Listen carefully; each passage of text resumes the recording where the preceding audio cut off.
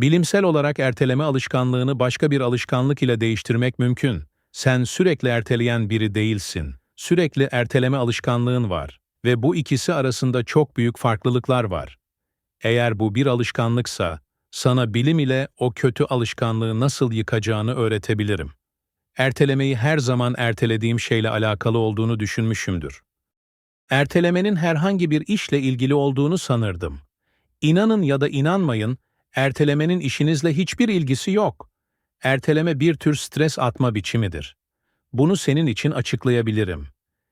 Diyelim ki hayatınızda bazı olumsuz şeyler oluyor. Belki sevgilinizle kavga ediyorsunuz, belki annenizin veya babanızın sağlığı kötüye gidiyor diye gerçekten çok üzülüyorsunuz. Belki bazı finansal sorunlarınız var ve bu sebeplerden ötürü oldukça streslisiniz, değil mi?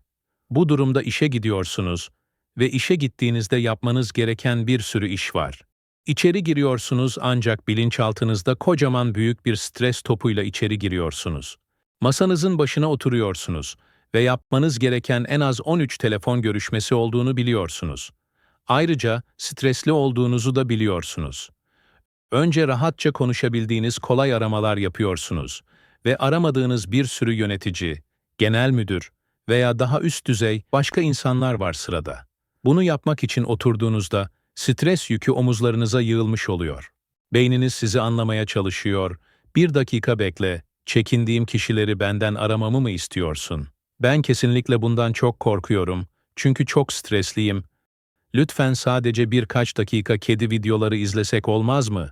Şeklinde bir teklif ile geliyor size. Çünkü stres anında beyin stresten kurtulmak için, yani size yeni konfor alanları bulmak için hızlıca çözümler üretir.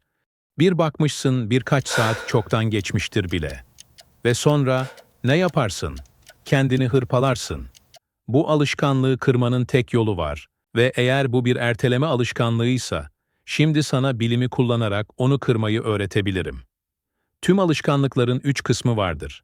Bunlardan bir tanesi tetikleyicidir. Erteleme durumunda tetikleyici her zaman strestir. Eğer ertelemeyi bir kez seçersen ve bunu bir alışkanlık olarak edinirsen, artık her stres durumunda tekrarladığın bir kalıp haline gelir.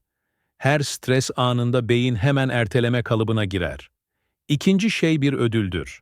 Biraz stres atarsın, sosyal medyada izlediğin çoğu saçmalıklarla dolu olan videolarla. Hem stres alanından kaçmış olursun, hem de bir iş çıkarmamana rağmen saatlerce kaydırırsın.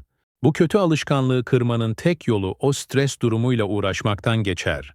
Hayatınızdaki stresten asla kurtulamayacaksınız. Ama bir işten ve yoğun stresten kaçış şeklinizi %100 değiştirebilirsiniz.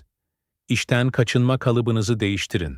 Böylece dün gece detaylıca izlediğiniz maç özetleri veya sosyal medyadaki binlerce anlamsız video yerine çok daha anlamlı bir şekilde stres durumundan çıkmış olacaksınız. Hiçbirimiz bir daha asla aynı zaman dilimini elde edemeyeceğiz. Öyleyse sen neden avuçlarının içinde duran zamanın kolayca kayıp gitmesine izin veriyorsun? Stresli olduğunuzu hissettiğinizde yapacağınız şey, dur, şu an bir şey hakkında stresliyim sanırım demelisiniz kendinize. Ve stresi kabul edin. Sonra 5'ten geriye doğru sayın. 5, 4, 3, 2, 1 diye devam edin. Kendiniz de saymanızı istiyorum çünkü burada depolanan stresi ve stresin getirdiği erteleme alışkanlığınızı kesmenizi istiyorum. Böylece prefrontal korteksinizi uyandırmanızı istiyorum. Sonra sadece 5 dakika çalışmanızı istiyorum. Sadece 5 dakika çalışmanızı istememin nedeni, sorununuzun çalışmak ile alakalı olmadığını anlamanızdır. Bu kaçınma alışkanlığıdır ve sadece bir kez 5 dakikalık bir çalışmaya başlamanızı istiyorum. Son olarak alışkanlığın 3. kısmı olan bilimsel araştırmalardır.